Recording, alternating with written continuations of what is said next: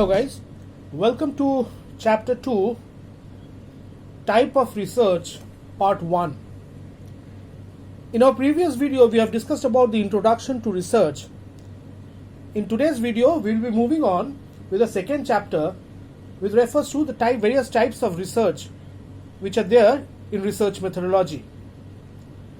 Now the content of our discussion in today's video will be with reference to descriptive and analytical research, applied and fundamental research, qualitative versus quantitative research, conceptual and empirical research, one-time and longitudinal research, field and laboratory research, and the concept of scientific methods.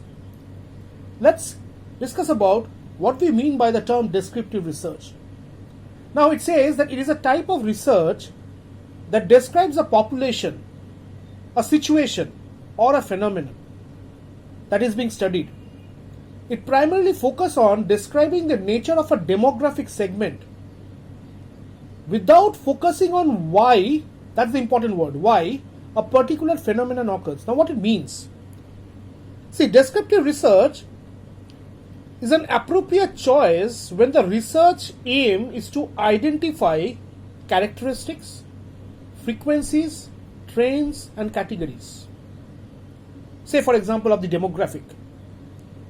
Now it focuses on answers like how, what, when and where.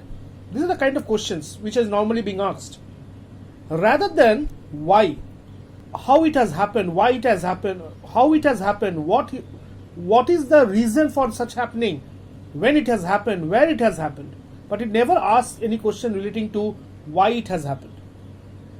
It is useful when not much is known about the topic or the problem or the research problem.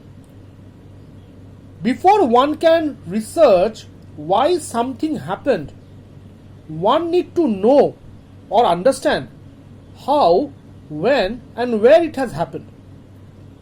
So it is important to have a proper understanding of what a research problem is about or before investigating why it exists in the first place. Now there is a concept which is known as ex post facto research. Now in social science and business research we quite often use a term which is known as ex post facto research for descriptive research studies. The main characteristics of this method is that the researcher has no control over the variable, because the researcher is not asking the question why. He can only report what has happened or what is happening. So most of the ex post facto research projects are used for descriptive studies, in which the researcher seeks to measure such items as, for example, it can be with reference to the market characteristics or functions, the frequency of shopping, preference for a specific brand or brands, the perception of product characteristics, etc. So descriptive research can be via a survey, observation, case study, etc. Now I will highlight certain examples of descriptive research.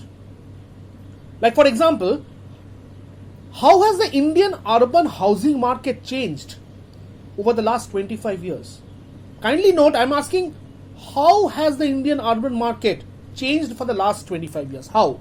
I am not asking why it has changed.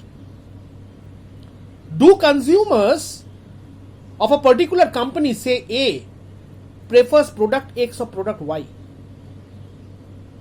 Or it can be, say for example, what are the most popular online social media platform among Indian teenagers?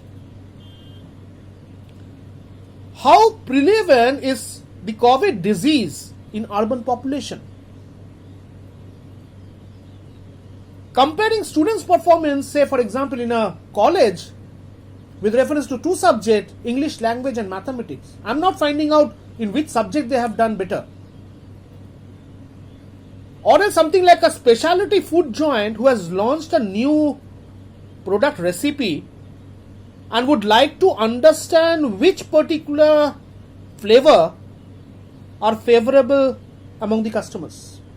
So this is what descriptive research is, which talks about how, what, when and where, but not why. So let's move on with the other part, which is analytical research. Now in analytical research, it says that it attempts to establish why or how. So here comes the why question. Now analytical research is basically drafted very carefully, systematic study. The researcher has to use secondary data. Now the thing is this, so the researcher has to use the already available facts or information. That is what a secondary data is. And analyze them to make a critical evaluation of the subject. Now it develops certain hypothesis and specifying and thereafter interpreting certain relationship. Because if you are answering why, you require to develop certain hypothesis, have to test. Then only you can give an answer as to why it is happening. Like viewers impact of budget. The budget already has been done. Now the viewers impact is being taken. It's being analyzed. Say Economic Times analyzing about the performance of various industries in the last financial year. So the classification of descriptive versus analytical research is, I will give you another example. A fluctuation in the share price of the share in the Indian stock market, say for example Bombay Stock Exchange, during the year 2008 to 2018 is an example of a descriptive research. But explaining why and how the rates have changed, or the share price have changed, or the share price have fluctuated over time, will be a part of analytical research. So I hope you have understood what is descriptive research and what is analytical research. Now in analytical research, if you have to give an example, another example, this is a particular example which we have given you before. It talks about from the point of view of two products, Lux and Lifebuoy. If you remember, in the previous video we have discussed about this. Now please understand, while the company was involved in a descriptive research, they found that the sales of Lux and the sales of Lifebuoy particularly catering only to a particular segment. Because Lux as a product was mostly considered as a feminine product, whereas Lifebuoy was mostly the product was demanded mostly by male because it was more rough and tough, and females are not rough and tough. While they were doing the analytical part, it was absolutely essential to improve the market share, which in turn will improve the revenue. And then the decision has came that we require to reposition this particular product in the minds of the consumers. And in repositioning Lux, they tried to reposition also to a male gender, such that the product line is opened and came out something like bring out stars in your. On the other side, Lifebuoy, which was purely catering to male population, thought in bringing in a new product like Lifebuoy Gold, Lifebuoy Plus to target the young population. Like Lifebuoy Gold was targeted for junior college goers. Lifebuoy Plus was targeted for senior college goers, with a punchline something like forget pasina ka badbu. If you take the example of Hindustan Unilever's Fair and Lovely and Kevin Care's Fair and Ever, see, the objective, the punchline was Gorepan for Fair and Lovely and Khubsurti for Kevin Care, Fair and Ever. But the question was, what consumer perceived? Analysis says that consumer perceived Khubsurti to be a particular word which is much more closer to fairness. And the demand for this product was compatible higher. Kevin Care products demand was compatible higher compared to Hindustan Unilever product, which is Fair and Lovely. So I hope you have understood the concept of the difference between a descriptive research and analytical research. So let's move on to the next part, which is applied versus fundamental research.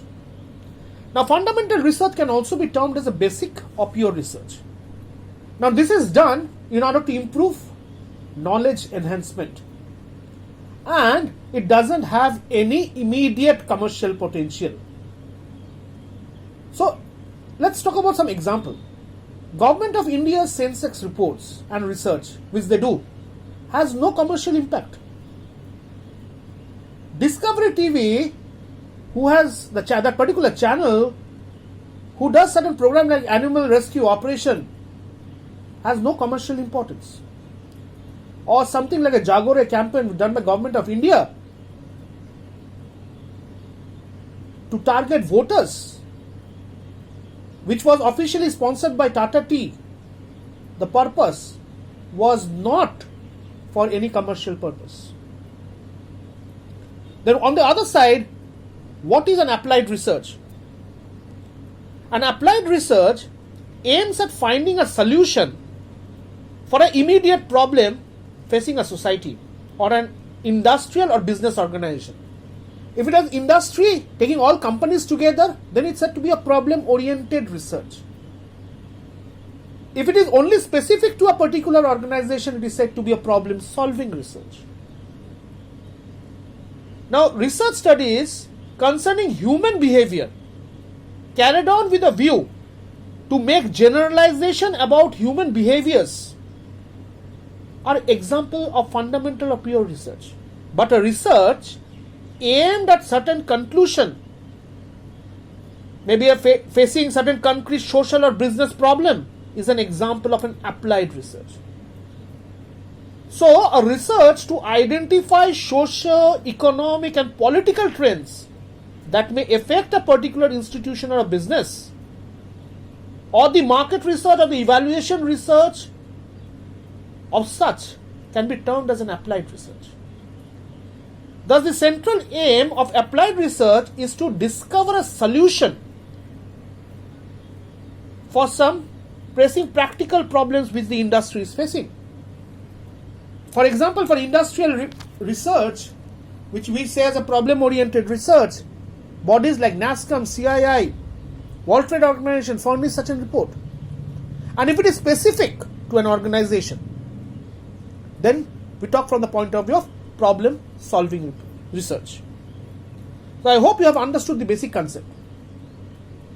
Let's move on to the third major classification, which talks about quantitative and qualitative research. Now, from the word quantitative, it is clear that it measures and compares past records. Now, past records means past data are available and tries to predict for future, period. So, past data are there, and those data are essential in order to make certain future prediction. So, it is numeric and data oriented.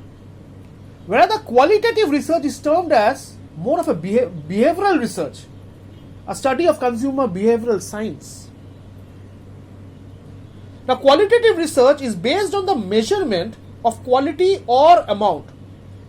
For instance, if we are interested in investigating the reason for human behavior, we often talk about something like a motivation research or motivational research, an important type of qualitative research. Now, this type of research aims at discovering the underlying motives and desire using certain things like in-depth interviews. Other techniques are also there. The techniques like word association test, sentence completion test, story completion test, and similar other projective techniques. Attitude or opinion research designed to find out how people feel or what they think about a particular subject or institution, is what is termed as a qualitative research. So, qualitative research is especially important in behavioral science, what we said, where the aim is to discover the underlying motive of human behavior. So, I hope you have understood. In the next part, we will be discussing with reference to rest points which are there in this particular chapter. Till then, thank you. Have a nice day.